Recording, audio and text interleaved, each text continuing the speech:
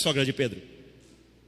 Ao anoitecer, naquela mesma casa aonde Jesus tinha acabado de curar aquela mulher, e ela estava servindo, ao anoitecer naquela casa, olha o que aconteceu. Foram trazidos a ele muitos endemoniados, e ele expulsou os espíritos com uma palavra e curou todos os doentes, no meio da rua, na praça da cidade. Não, foi naquela casa.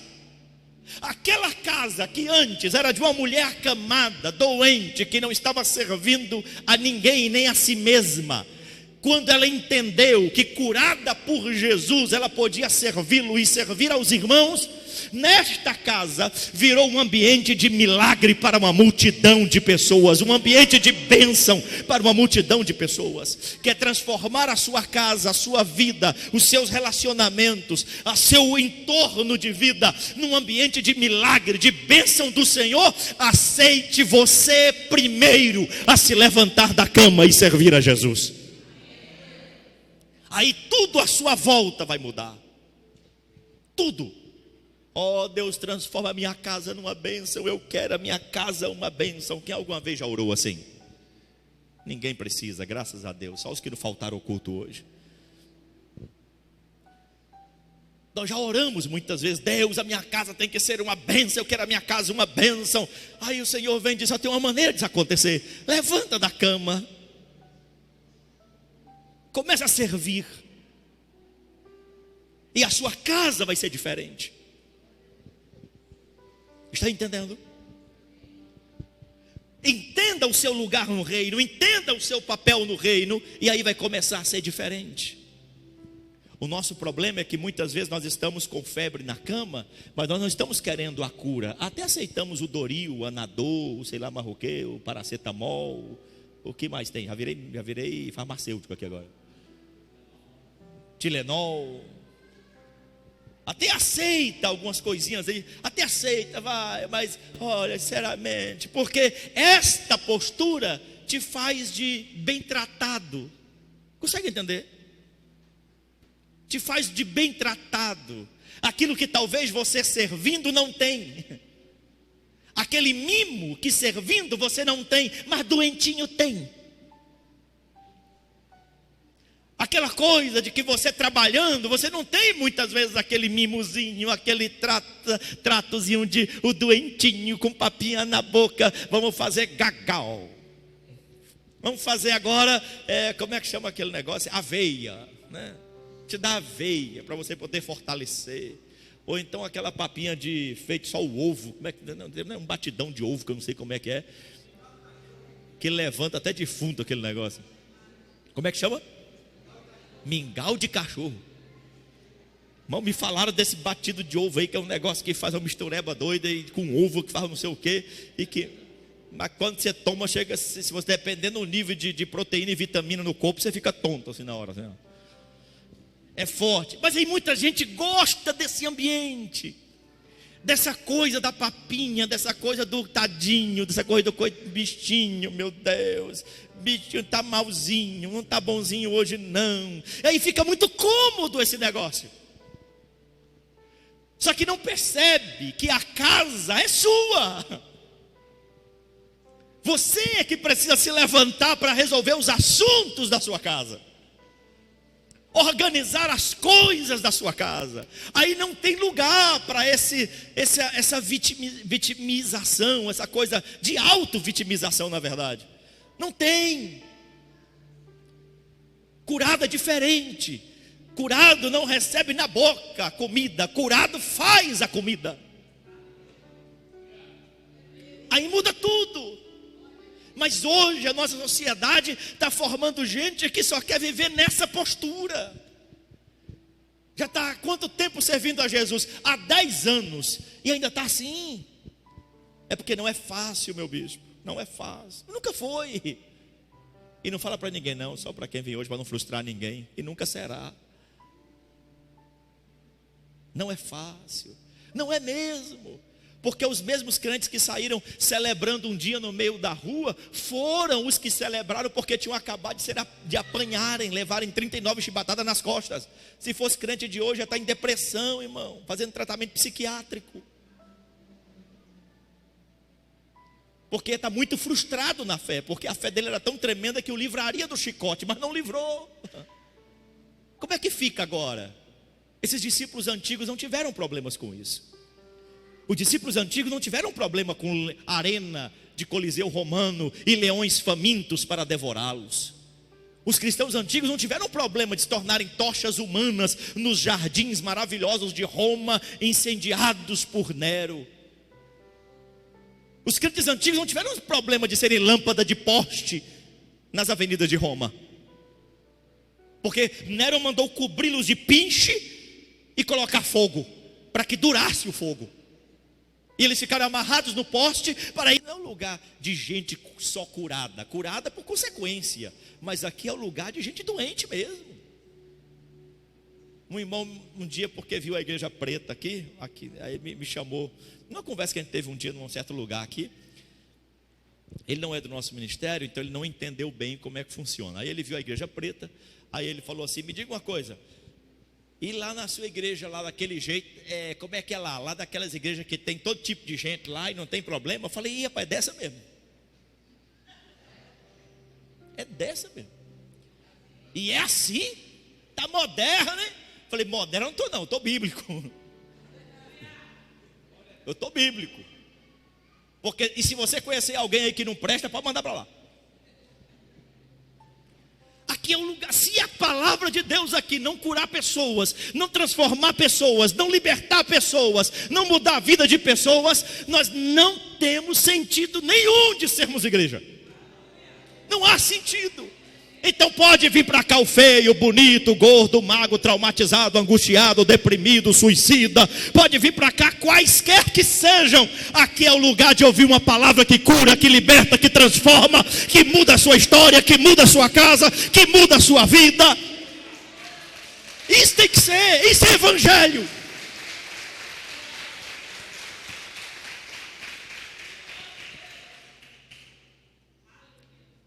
Certinho aqui tem que trabalhar muito em prol dos que não são. Amém? Fala amém, porque eu preciso de você. Ou para consertar ou para ser consertado, mas eu preciso de você. Isso é evangelho. Evangelho não é juízo sobre as pessoas, evangelho é solução para as pessoas. Não é condenação para as pessoas, é mudança de vida. É diferente. Isso é graça. Graça não é amparo ao pecador, graça é salvação ao pecador, é diferente. Não é rejeição.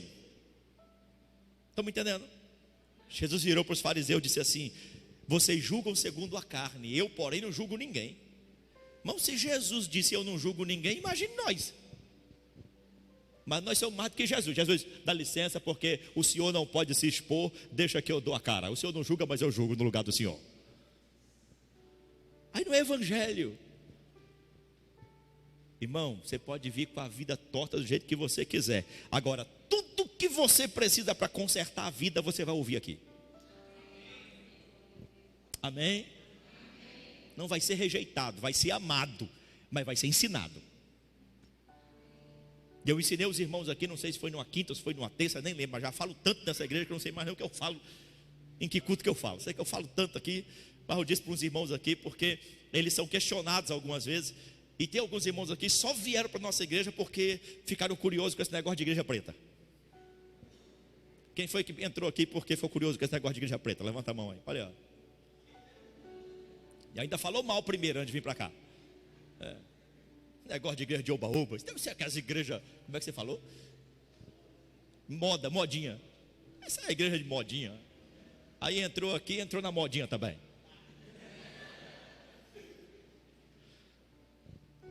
Aí ficam perguntando, negócio da igreja preta. Agora, recentemente, o Clériston, cadê o Clériston? Está ali. Ele está no posto, era Clériston? Foi ontem, né? Ontem. Ele estava no posto, a gente ia para João Pessoa, para o nosso convívio lá em João Pessoa. nosso pequeno grupo lá. Aí ele foi abastecer o carro, chegou no posto, aí o cara viu o adesivo da igreja no carro dele. Aí ele falou assim: você é daquela igreja que está ali em frente ao shopping, Guararapes? É, sou mesmo. Aquela igreja que é preta, né? Falei, esse negócio do preto está chamando a atenção, irmão. Aí alguns falam assim: mas aí como é que pode pintar a igreja de preto? Esse negócio de preto é as trevas, preta das trevas e não sei o que. Por isso, então vou te ensinar a responder, tá bom? Eu ensinei aqui num culto desse, vou ensinar você agora no geral. Se alguém te perguntar por que a tua igreja é preta, você fala: não, porque na nossa igreja as trevas ficam do lado de fora. Pronto. Já responde assim, porque aí já acaba o problema. Ou seja, as pessoas ficam muito limitadas a certos conceitos religiosos que impedem de fato de transformar a vida de outras, de amar a vida de outras, com uma tinta, pelo amor de Deus, irmão, com a tinta. E se o ano que vem eu pintar isso aí de rosa, como é que fica? Ih, tá vendo? Aí entra outro tipo de preconceito. Sai o preconceito da cor preta, entra o preconceito da cor rosa, aí por aí vai. Fala glória a Deus agora. Você vê que todo mundo tem problema. Mas a verdade, irmãos, é que cor é cor. Não faz diferença nenhuma. Se eu usar uma camisa rosa, eu tenho, viu? Minha esposa já me deu uma camisa rosa, diz que eu fico bonito de camisa rosa. A maior relevância que vai ter na minha vida uma camisa rosa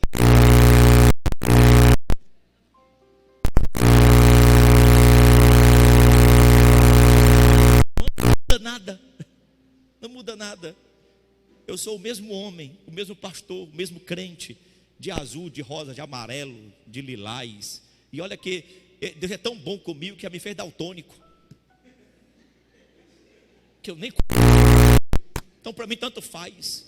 O dia que eu fui falar com a Ana Carla para a gente poder namorar, quer dizer, das últimas vezes, porque eu chamei demais, ela que não aceitou. Da última vez que eu fui falar assim no checkmate mesmo, foi na formatura dela, eu era professor dela no seminário. Aí na formatura, falei: é hoje. Porque tinha uma regra no seminário que dizia que o professor não podia se relacionar com o aluno, mas ela ia se formar, o seminário não é eterno.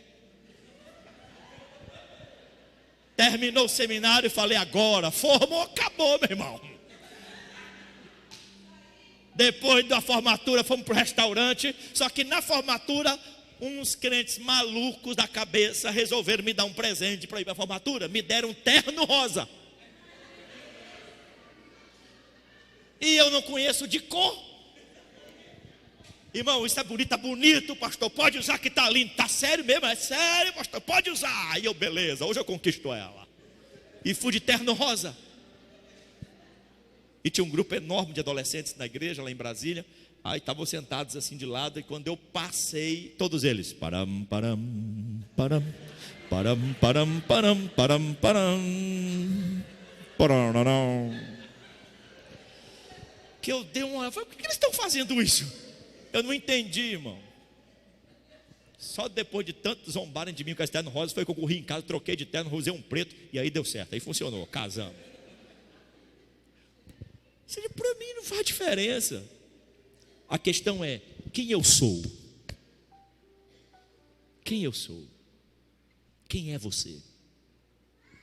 Essa é a questão.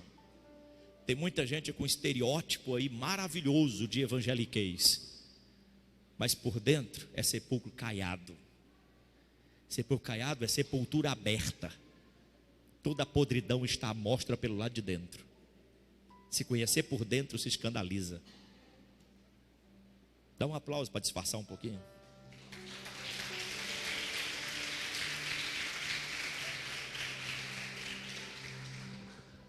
Ao anoitecer foram trazidos a eles muitos endemoniados, e ele expulsou os espíritos com uma palavra e curou todos os doentes. Segure aí. A palavra aqui, o vocábulo palavra é logos. Agora presta atenção no que eu vou dizer, muito atento agora para não entender errado. Jesus, quando libera a palavra liberada por Jesus promove cura na vida das pessoas. Cura não se trata com mimo ou doença, melhor dizendo, não se trata com mimo. Você não vai ser curado no reino de Deus, na obra de Deus, só alguém reconhecendo que você é um doentinho, gente boa, legalzinho. A única maneira de gerar cura é liberando palavra de cura. E a palavra de cura tem que atacar a doença. Se não for uma palavra objetivada à doença, a cura não é gerada. Estão me entendendo? Então, se trouxe o doente, eu vou falar sobre essa doença, para que haja cura. O problema é que muito doente, quando chega na igreja, não quer cura, quer amparo. E aí, quando você libera a palavra que trata a doença, ele não aceita, porque ele não quer a cura, ele quer amparo. Ele não veio atrás de cura, ele veio atrás de maca. E a igreja pode até dar maca processualmente, mas não objetivamente. No processo da sua cura, você pode até ocupar as marcas da igreja, mas você todo dia vai ser tratado com a palavra de cura, até o dia que você nunca mais precise usar essa marca de novo. Mas tem gente que não quer isso, só quer a marca, porque ele se sente bem com todo mundo passando, dizendo: coitadinho, pobrezinho dele, coitadinho dele. E não é assim que funciona no reino. Jesus liberou palavra de cura para os doentes, e eles foram curados. Estão me entendendo? Você está atrás de quê? Não responda, pelo amor de Deus, para não correr o risco de pecar. Você está atrás de quê? De marca ou de cura? Você quer mudar de vida de verdade? Você quer viver o propósito de Deus de verdade? Então deixa Deus entrar nessas áreas da sua vida. Porque se Ele não entrar nessas áreas da sua vida, não espere mudança nessas áreas da sua vida. Não culpe ninguém por isso continuar existindo. Porque nunca foi liberado palavra direta naquilo que você precisa, porque você nunca permitiu.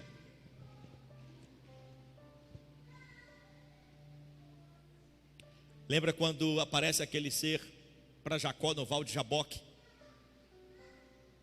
e que Jacó salta no corpo daquele anjo, ele agarra e diz: não te deixarei se primeiro não me abençoares. Eita, Jacó corajoso, irmão. Muito crente de hoje, se visse um negócio desse, você sai correndo dizendo: fantasma, assombração. De madrugada, Jacó, quando vê aquele ser angelical perto dele, ele salta, agarra e diz: eu não vou te deixar ir. Se não me abençoares, eu não te deixo. E o anjo disse: me solta, porque já vai amanhecer o dia e eu tenho que ir. Não solta, me abençoe primeiro. Aí, para abençoá-lo, o que o anjo perguntou para Jacó? Ele não perguntou assim: o que você fez? O que você anda aprontando? Ele perguntou o quê? Depois vocês leem na Bíblia, está em Gênesis. Vale a pena ler Gênesis, é muito bom, um livro muito abençoado. O anjo pergunta: qual o teu nome? E qual era o nome dele? Jacó. E sabe o que significa Jacó? Enganador, usurpador.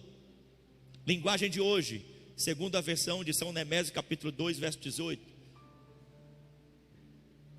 Picareta, dá nó em pingo d'água. Esse era Jacó. Mas quando o anjo pergunta: qual o teu nome? O anjo estava querendo mexer exatamente no caráter de Jacó. Jacó teve que assumir a sua doença de caráter para que ele pudesse ser transformado. Não é que o anjo não sabia o nome dele. E quando Jacó diz: meu nome é Jacó, ele diz: opa, você sabe que teu nome é Jacó? Você sabe que o teu nome é enganador? Tem consciência de que esse é o teu nome? Pois agora você pode mudar de nome. Enquanto você não entender quem você é de verdade, não se vê de verdade, não tem como mudar.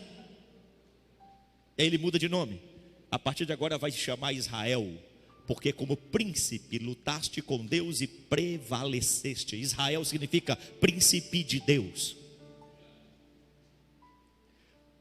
Quando Deus libera a palavra sobre você, na área que você precisa, você transforma-se naquilo que Deus quer que você seja. Deus pode tratar com as suas doenças.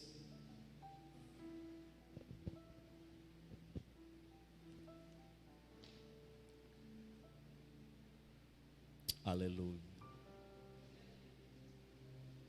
Deus pode tratar com a sua vida. A igreja é o lugar da sua conveniência ou o lugar da sua mudança de vida? Porque eu não quero pastorear uma igreja aonde nesta igreja não se ouve a verdade. Eu quero ir para o céu um dia e chegar diante do Senhor e dizer: Senhor, como pastor, eu falei a verdade. Se me ouviram, amém. Se não me ouviram, amém também. Mas eu cumpri a minha missão, porque Deus vai requerer das minhas mãos o meu trabalho pastoral sobre a vida de vocês. Por isso que não tem como admitir pecado. Deus pode tratar com isso? Deus pode tratar com os teus pecados? Deus pode tratar com os teus desvios de caráter? Deus pode tratar nos detalhes da sua vida? Deus pode tratar com o teu temperamento? Deus pode tratar com o teu egoísmo? Deus pode tratar com as tuas vaidades?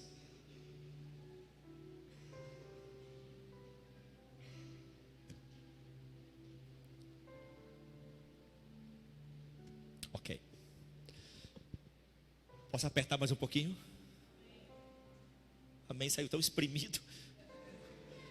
Posso apertar mais um pouquinho? Ok. Eu disse que era uma palavra pastoral e que seria exortativa. Estou encorajando você a ser mais crente. Ao anoitecer foram trazidos a ele muitos endemoniados, e ele expulsou os espíritos com uma palavra e curou todos os doentes. Ele expulsou os espíritos com uma palavra. A palavra denuncia os espíritos. E a palavra denuncia dois tipos de espírito. Toda vez que uma palavra é pregada, palavra de Deus eu estou dizendo, quando a palavra de Deus ela é pregada, ela denuncia dois tipos de espíritos. Ela denuncia o espírito do homem e ela denuncia o espírito do diabo, o que está por trás. Satanás atua na vida das pessoas em 3 níveis diferentes. O primeiro nível é a influência. E na influência não há percepção. Ele trabalha na influência, ele vai construindo à sua volta ondas que te conduzem naquilo que ele quer. Na influência, se você não tiver discernimento espiritual, você vai ser enganado pela influência. E para isso ele usa um batalhão que ele tem a seu favor: mídia, psicologia social, cultura regional, de país. Nós temos que ficar atentos, porque o nosso campo de influência primeiro é a Bíblia. O dia que eu tirar a Bíblia da minha vida e colocar qualquer outra coisa, essa outra coisa vai me influenciar ao meu comportamento, a minha mentalidade, a minha maneira de ser, até mesmo a minha fé. Então Satanás é muito sutil para trabalhar no campo da influência. E tem muita gente deixando de servir a Deus de verdade, porque não se importa mais com a palavra, mas está influenciada por muita coisa disfarçada de boa e que não passa nem perto da palavra. Influência é algo muito sério. E destrói a igreja. Destrói a alma da igreja. Se você ficar perto de pessoas que te influenciam a não ter uma vida de oração, cuidado.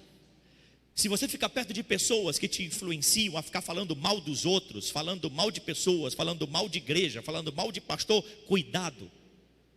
Se você fica perto de gente que não te influencia a ler Bíblia, a conhecer palavra, cuidado. Se você fica perto de gente que não te influencia a congregar, a estar envolvido no corpo, a ser membro do corpo e quer te levar a ser membro mutilado do corpo, fora do corpo, cuidado. Se você fica perto de pessoas que estimulam você a pecar e chamam isso de normal, porque hoje está normal mesmo na cabeça de muita gente, fornicação, adultério, prostituição, mentira, está normal na cabeça de muita gente. E tem pais por aí que confessam a Jesus, que estão permitindo seus filhos adolescentes levarem namoradas para dentro do seu quarto, passarem a noite, e ainda dizem, melhor eu saber que está no meu quarto, do que está na rua por aí sei lá onde. Cuidado, porque Satanás trabalha nas influências, e muitas vezes a influência ela é imperceptível, você só vai indo na onda, e tem hora que a palavra de Deus ela vai confrontar essa onda, e você vai ter que remar contra a maré, e vai ter que sustentar valores, princípios morais, éticos, pela verdade da palavra de Deus. Amém?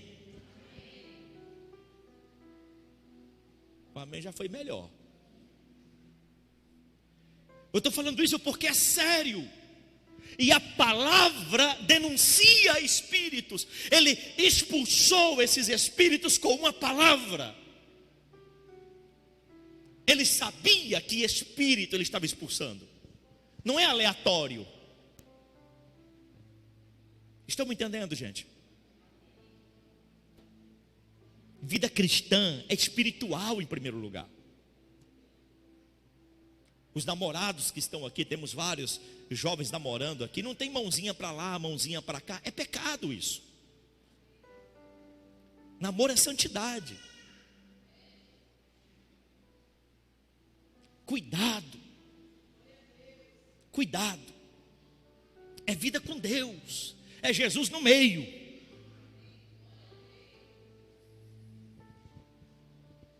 Isso é sério. Homens que estão aqui, decência, dignidade, respeitem suas esposas, amem suas esposas, valorizem a sua casa, honrem a sua casa, dignifique o nome de Jesus na sua vida. Mulheres que estão aqui, tenham pudor, tenham decência, não sejam imorais, não sejam indecentes, sejam mulheres que dão exemplo, não só por dentro, mas por fora, porque o pecado não está somente naquele que te cobiça, o pecado também está na cobiça que você provoca. Valorizem-se, porque você não é produto do pecado, você é mulher de Deus, você não é mercadoria do pecado. Estão me entendendo? Eu estou falando de influências. O colégio então, adolescentes que estão aqui sofrem terrivelmente ataques todos os dias no campo da influência. Quantos pais cristãos não têm que dar respostas aos seus filhos em casa por questionamentos influenciados que trouxeram da escola? É uma guerra, nós estamos numa guerra. A igreja está numa guerra. O mundo que jaz no maligno está com toda a sua arma ou suas armas, com toda a sua força bélica levantada contra a igreja. E quer trazer essas mesmas coisas que praticam lá para dentro da igreja. Mas a igreja tem que se levantar como profeta de Deus, profetiza de Deus, voz profética de Deus, em moral, em valor, em santidade, em dignidade. A igreja não é o mundo, a igreja aborrece o mundo. Porque é isso que é bíblico. Nós não somos uma cópia de lá. Se há imitação de algum lugar, que eles nos imitem.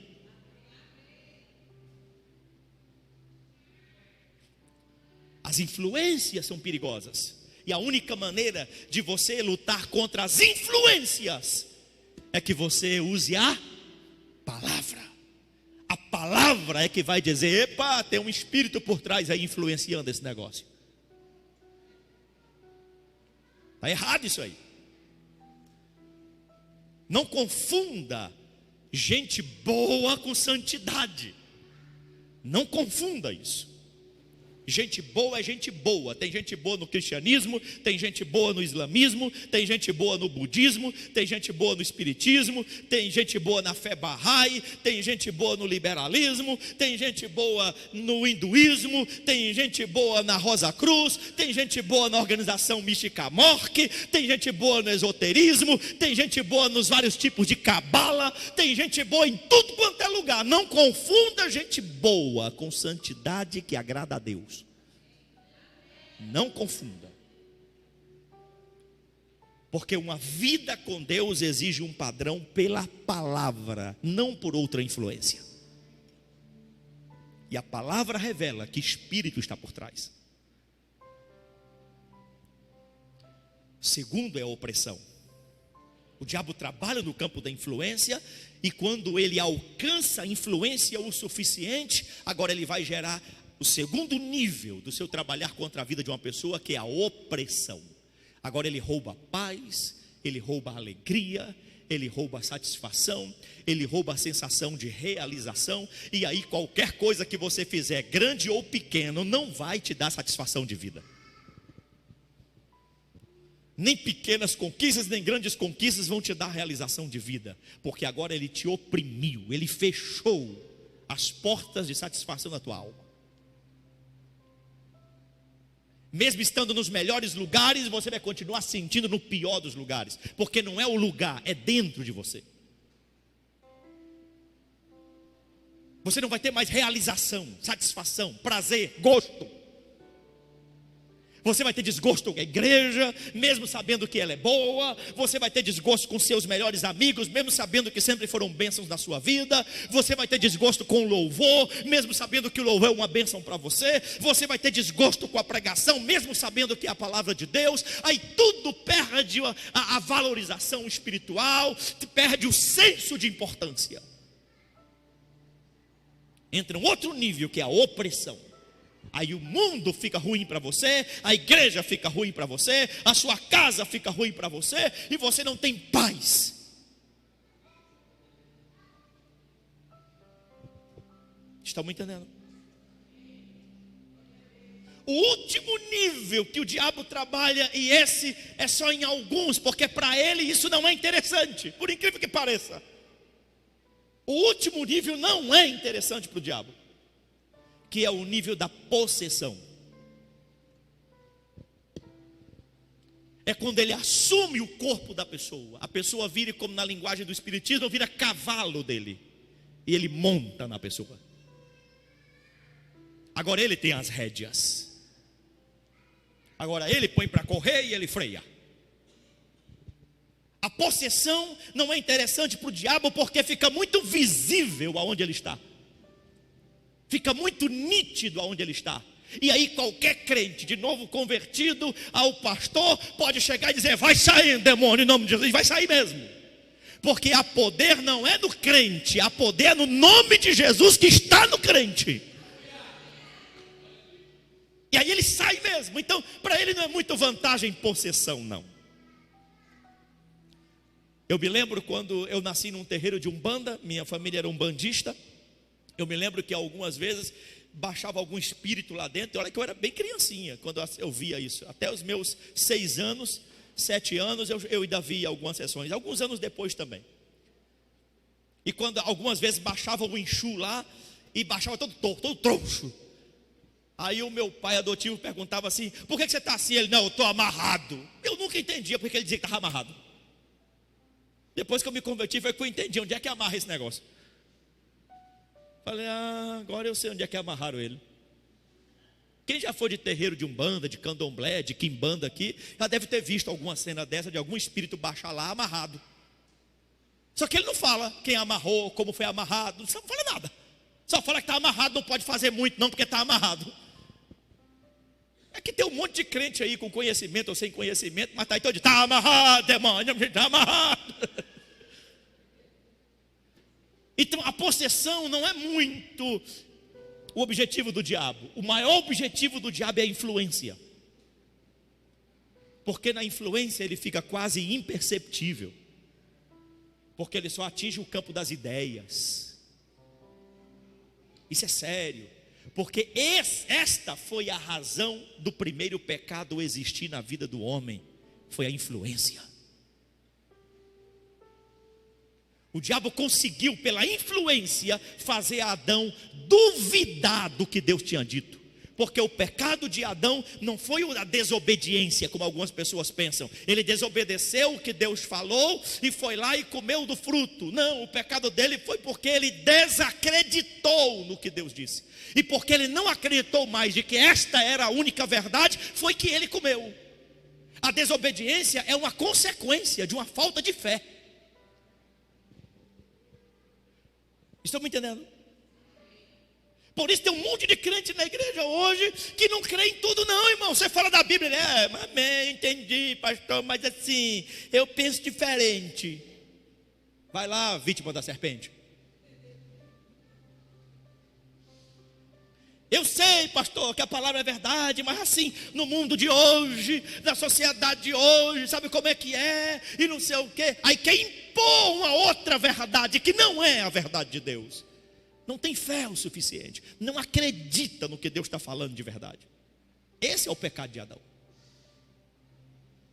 E tem um monte de crente assim, que põe os seus próprios conceitos. Então o diabo usa muito mais a influência do que a opressão e a possessão, porque nesse campo ele ganha mais. Porque ele trabalha no campo das ideias. E hoje principalmente, cada crente é uma denominação, cada membro é uma igreja diferente, cada membro é uma fé diferente, cada membro é uma caixa de ritual diferente, é uma caixa de dogma diferente, cada crente tem um jeito diferente de servir a Deus. E está todo mundo dizendo que esse é o certo para a vida dele. E todo crente é um pouco de pastor da igreja. Porque todo crente olha e fala, se eu fosse o pastor. Estão me entendendo? O campo das ideias é um campo perigoso. Por isso que eu não quero trazer para vocês aqui as minhas ideias. Eu quero que você aprenda a palavra. Ela tem que ser a nossa regra de fé e de conduta. Ela. Agora, se ela não for suficiente para você, você já está começando tudo errado. Você é um campo fértil para qualquer outro tipo de semente. Então, quando a palavra é liberada, denuncia espíritos. Denuncia espírito do homem, que tipo de homem ele é. Mas também denuncia espíritos demoníacos. Que tipo de espírito está por trás disso? E tem muita gente vivendo coisas hoje que não tem nada a ver com a verdade de Deus, tem a ver com o espírito que está por trás. Cuidado. Vou te dar um exemplo. Jesus um dia estava na sinagoga e ele, vendo ali o pessoal ministrando, o principal da sinagoga ministrando, os homens sentados aqui em volta, no outro lado, numa separação por um véu e também por uma cerca de madeira, estava o lugar das mulheres. E ele viu que lá no lugar das mulheres tinha uma mulher corcunda. Corcunda. E a Bíblia diz que ele, vendo aquela mulher, ele a chamou no meio. Ele já chocou todo mundo, porque as mulheres não podiam sair do lugar delas e ir para o lugar onde os homens ficavam. E ela foi. A única maneira das mulheres irem lá era só na hora da oferta, que elas iam, deixavam a oferta e voltavam para o lugar das mulheres. Mas no momento todo da reunião da sinagoga, da reunião sabática, elas não podiam ir até aquele lugar. E Jesus disse, vem aqui no meio. O meio era o lugar onde ficava o púlpito e ficavam os pergaminhos guardados embaixo. Quem ficava ali era somente o ministrante, o principal da sinagoga, ou o convidado que ia ministrar. E ele traz ela ali, naquele lugar. E ela vê o corcunda. E há quanto tempo ela estava corcunda? Aleluia, Jesus. 18 anos. E Jesus diz, a Bíblia diz que Jesus viu ela corcunda e repreendeu o espírito de enfermidade que estava nela. Com isso quer dizer que toda doença é demoníaca? Não. Mas naquele caso especificamente, aquela situação não era só patologicamente física. Aquela situação era espiritual, havia um espírito por trás. E Jesus repreendeu aquele espírito de enfermidade. E quando o espírito saiu, ela se ergueu e se endireitou. É esse discernimento que está faltando na vida dos crentes de hoje. Não tem discernimento espiritual. Adota qualquer tipo de espírito por aí, sem ter noção do que está por trás. E a Bíblia diz que um dos dons do Espírito Santo para nós é discernimento de espíritos. É você chegar no ambiente e já perceber logo: Jesus, não está aqui não. Ou você chegar no ambiente e falar: aqui está cheio da glória de Deus. Ou você conversar com uma pessoa e já fazer a leitura espiritual e dizer: meu Deus, já estou vendo o que está por trás disso aqui. Só pelo que está falando, já estou vendo o que está por trás. E a pessoa não tem nem consciência disso, porque ela não está possessa, ela não está oprimida, ela está influenciada,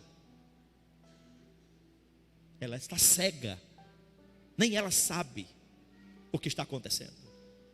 Isso acontece só com descrente? Não, tem crente que se empresta para a influência do inimigo também. Fofoca é um empréstimo. Fala misericórdia, pelo menos. É um empréstimo.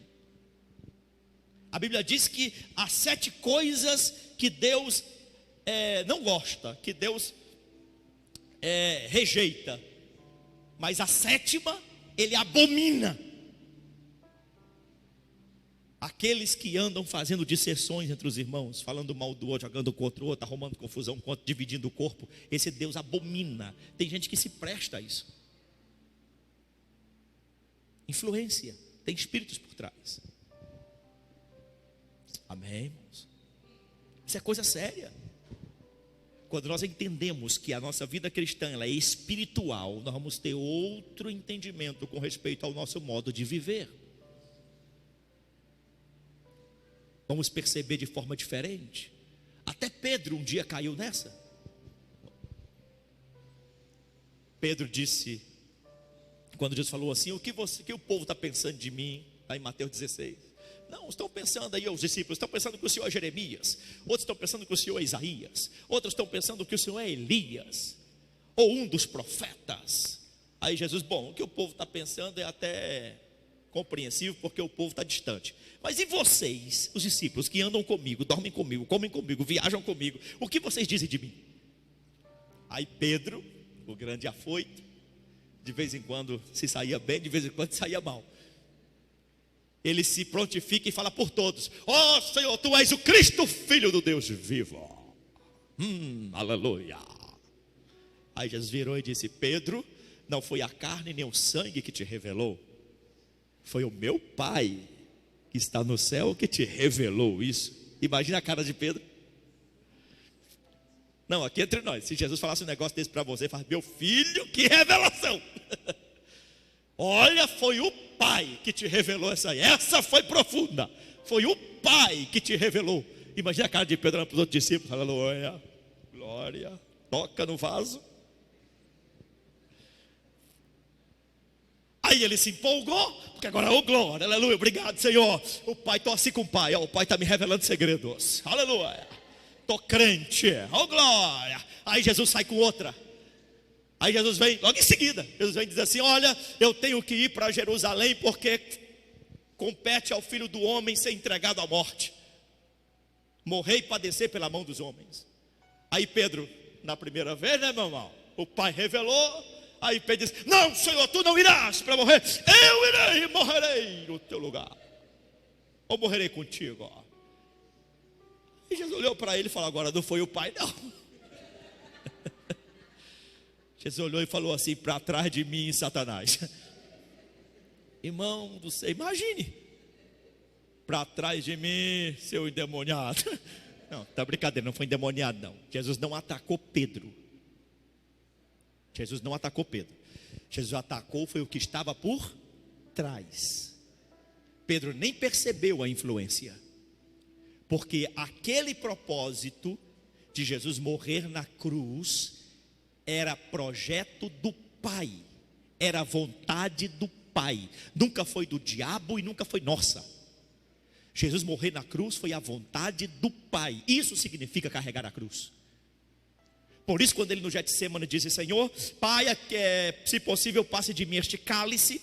Cálice significava a ira de Deus. Quando um rei ficava irado, digamos que alguém entrou no seu reino e fez uma matança, matou criança, matou mulher, matou homem, aí o rei ficava irado com isso, eu vou vingar o que fizeram na minha terra. O rei pegava o cálice e dizia: pois agora nós vamos em guerra contra este povo, e eu vou dar uma ordem irrevogável, até que se vingue o que fizeram, e derramava o cálice. Era chamado cálice da ira. Uma vez que a decisão do rei era tomada e derramava-se o cálice, nem o próprio rei tinha autoridade para revogar. Se ele se arrependesse, não tinha autoridade para revogar, tinha que cumprir. Quando Jesus disse: Pai, se possível de mim, se possível for, passe de mim o teu cálice, ele estava dizendo: Senhor, tire de mim esta ira, porque Jesus ia carregar sobre si todos os nossos pecados. Mas Jesus entendeu que a vontade do Pai era cumprir com a morte na cruz. Aí Jesus vira e diz: mas Senhor, todavia, não faça a minha, porque se fizer isso que eu pedi aqui agora, vai desfazer todo o propósito da salvação da humanidade. Mas faça a tua vontade. O cálice foi derramado. Quando Jesus disse assim: aquele que quer vir após mim, negue-se a si mesmo, tome a sua cruz e siga-me. Ele não estava dizendo que a sua cruz é a sua... Eu falei para o louvor aqui que era o que mesmo? A sogra. Não, a cruz não é a tua sogra. A cruz é a vontade de Deus para a sua vida.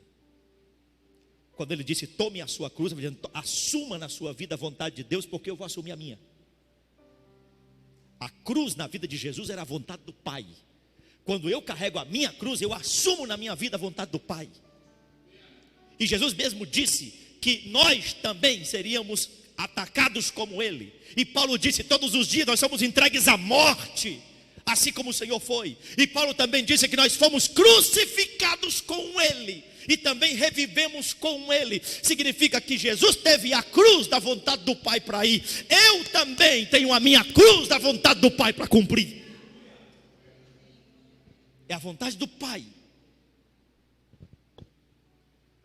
Se você entender isso, vou terminar, não me olhe feio. Esses espíritos só são expulsos quando nós denunciamos através da palavra. Então não tem como fazer cafuné em influência espiritual. Tem que expulsar. Não se trata do endemoniado, se trata do demônio. Não tem a ver com o endemoniado, tem a ver com o demônio. Estão me entendendo? Então eu não tenho que acusar o endemoniado, eu não tenho que condenar o endemoniado, eu tenho que entrar em guerra contra o demônio. Satanás, você vai deixar de influenciar essa vida em nome de Jesus. Por isso, muitas vezes, para poder interceder por uma pessoa por libertação, eu não preciso estar olhando no olho dela, não. Lá da minha casa, muitas vezes eu falo: Senhor, às vezes por um telefonema: meu bispo, isso. Quando desliga, eu falo: Senhor, já sei quem está lá. Vai sair. Esse que está operando lá vai sair. Essa pessoa que me ligou vai continuar amada, vai continuar bem tratada, vai continuar debaixo do meu cuidado. Mas o que está por trás desse momento que ela está vivendo, esse vai sapecar no fogo de Deus. Porque eu vou virar penteca mesmo, pentecostal até o do tanto. Queima, Jesus! Queima! Não é assim que a gente faz? Queima, manda fogo, Senhor. Queima esse espírito que está por trás. Aí passam 2, 3 dias, a pessoa liga: olha, eu pensei melhor, eu acho que não era bem assim não. Aí mudei de ideia. Aí eu pensando: eu sei porque você mudou de ideia. Eu sei porque reverteu a história. Consegue me entender? É batalha espiritual. Crentes que estão aqui, Deixem o mundo, abandonem o mundo e vivam para Cristo. Morram para o mundo e vivam para Cristo. Não é o mundo que rege a sua vida, é a palavra. Com isso você não ganha o direito de odiar ninguém, pelo contrário, aí é que você passa a amar as pessoas. Amém? Quantos querem viver uma vida vitoriosa? Quantos entenderam essa palavra? Hoje eu mandei um vídeo no grupo da igreja dizendo que crente, lugar de crente é na igreja. Quem viu esse vídeo? Sabe por quê? Porque quem te tira da igreja não é Deus. Quem te faz ficar sem congregar não é Deus. Quem te distancia de ouvir a palavra não é Deus. Cuidado com as influências. Tenha discernimento. Fique de pé.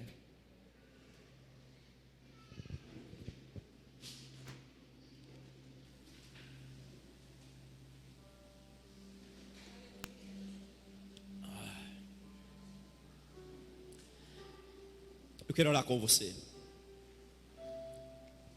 E eu vou repetir a frase para você não pensar errado. Eu não vou orar somente por você. Eu quero orar com você. Você vai orar agora.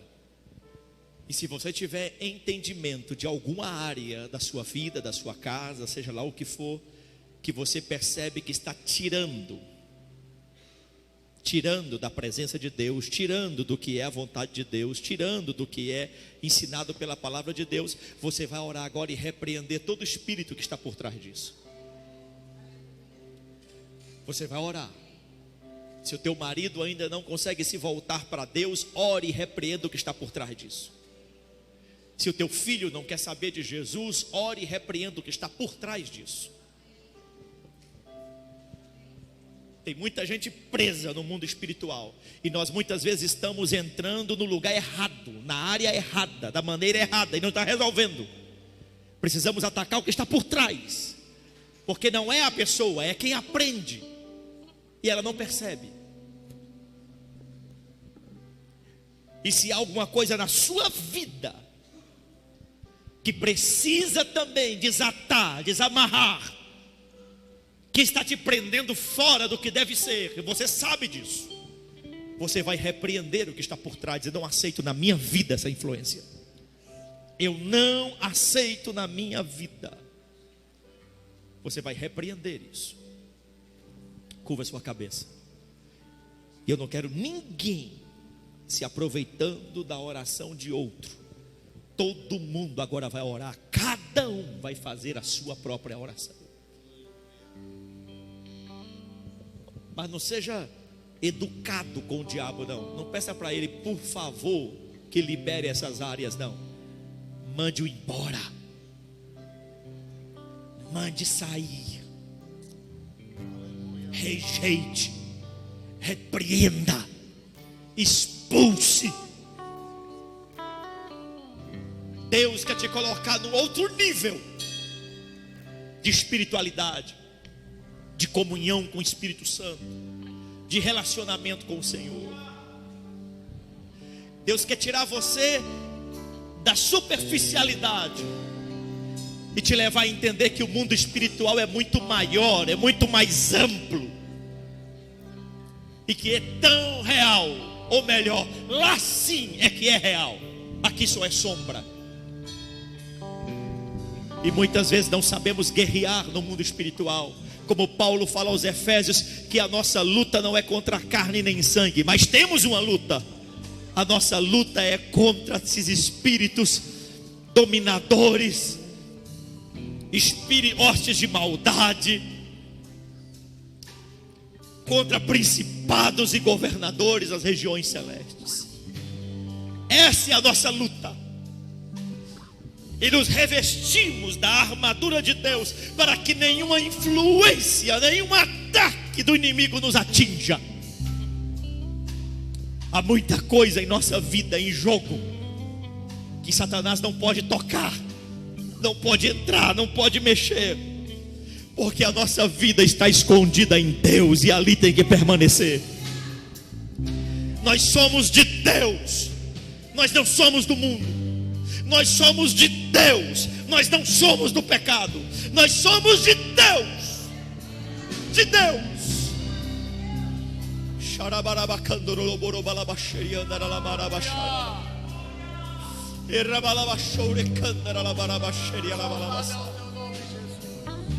Ore, ore, clame, clame.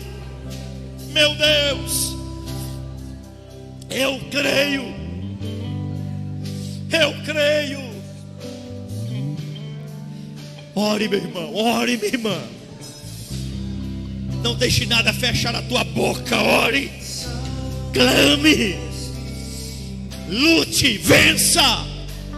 Mande embora este mal, seja da tua vida, da tua casa, da tua família, do teu trabalho, dos teus amigos. Mande embora, não aceite, não seja passivo.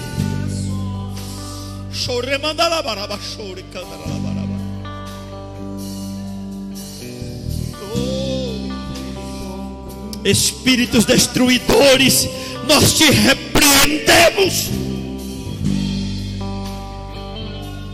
Terrei elamasso, derrama la baia baixo, recandra la barabala baixarama.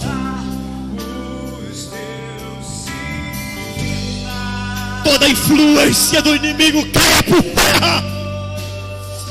Tudo que nos distancia de Deus, tudo que nos distancia da vontade de Deus, saia.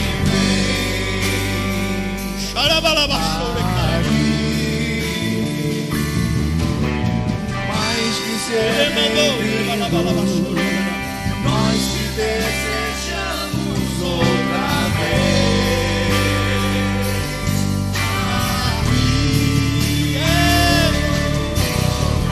O que dizer, o que fazer por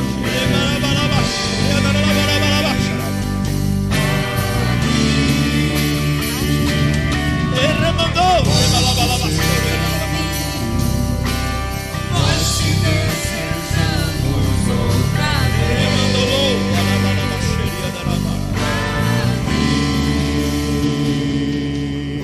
Meu Deus, meu Deus. Levante as mãos se você conseguir, souber. Levante as mãos na direção da tua casa, por favor. Se você não souber, só levante as mãos para cima mesmo. Mas se você souber, aponte na direção da sua casa. Se você souber a direção, aponte para lá. Se não, só levante a mão para cima. E você vai orar comigo agora. Você vai dizer em nome de Jesus. Diga forte, em nome de Jesus. Mais ousado, diga em nome de Jesus.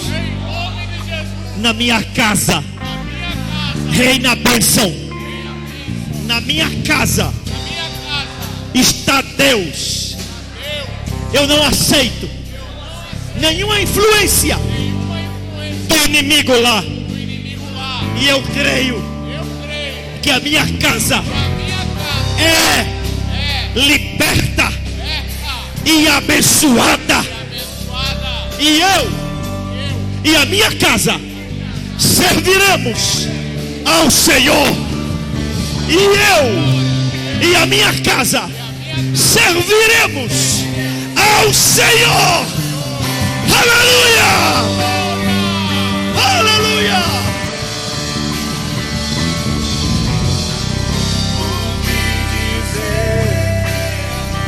O que fazer Quando Ele vem aqui. Aleluia! Ser bem-vindo, nós te desejamos outra vez.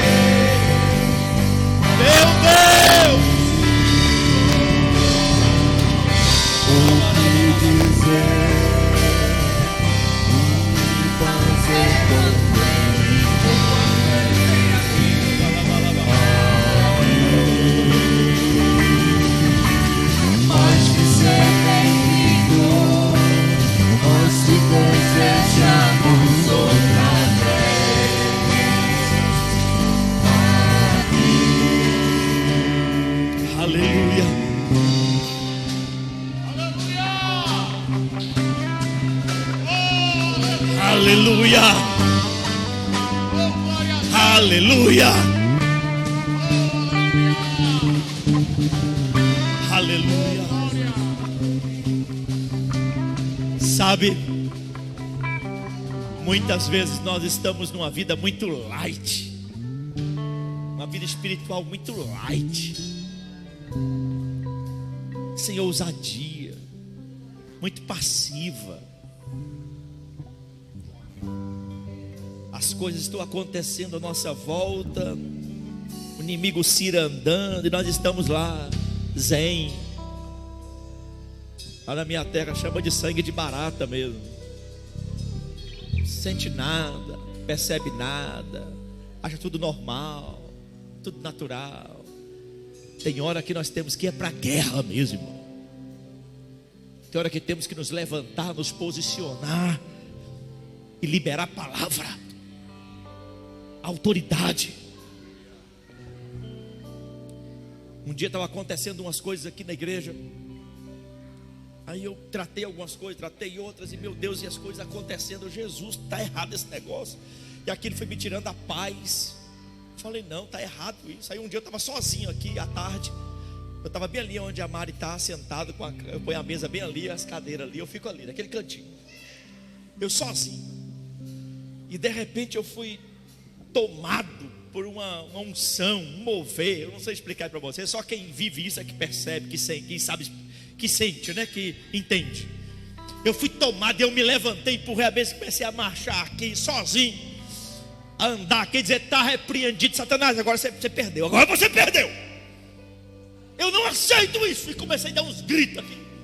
Irmão, quem passou aqui na porta deve ter ouvido, achou que o pastor estava doido aqui dentro, sozinho. E eu dei uns gritos aqui, mas gritei mesmo. E coloquei a mão na parede, bati, vai sair, chega. Você não vai roubar a minha paz. Isso morreu hoje. Irmão, eu fiquei muito macho no espírito aqui esse dia. De repente, aquilo que estava acontecendo na igreja começou a minguar, foi morrendo, acabou. Falei, é espiritual o negócio. É espiritual. Aí nós vamos vivendo essa vida light, vai levando. As coisas começam a acontecer e nós não percebemos o que é espiritual, não ousamos no espírito. Aí na hora de ousar dá medo, ai meu Deus do céu, e se vier retaliação? Pelo amor de Deus, irmão, maior que está conosco, maior que está em nós do que o que está no mundo. Ousar. Tem coisa na sua vida que está acontecendo que não é natural, coisa nenhuma, é espiritual. Posicione-se, ouse, e Deus vai abrir a tua visão, o teu entendimento, tua percepção, vai te dar calmaria, vai te dar paz, vai abrir os caminhos. Aleluia. Entende isso? Antes de você sentar, só dê um abraço em alguém e diga, já estou te abraçando diferente. Diferente. Diferente. Aleluia.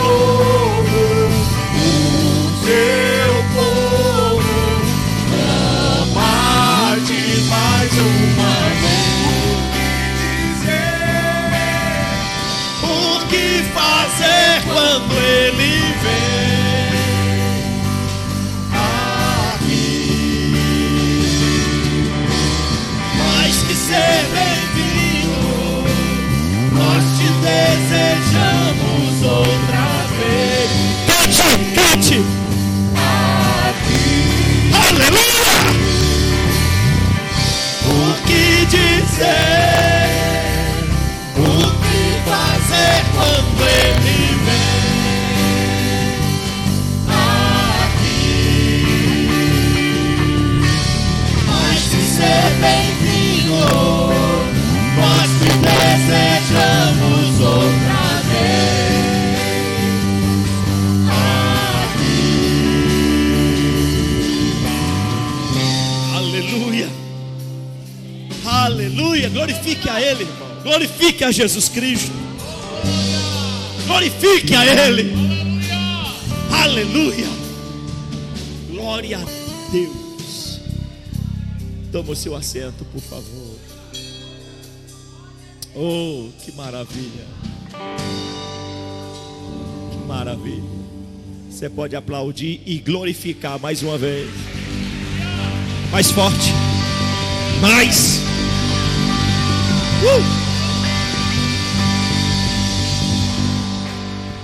Aleluia.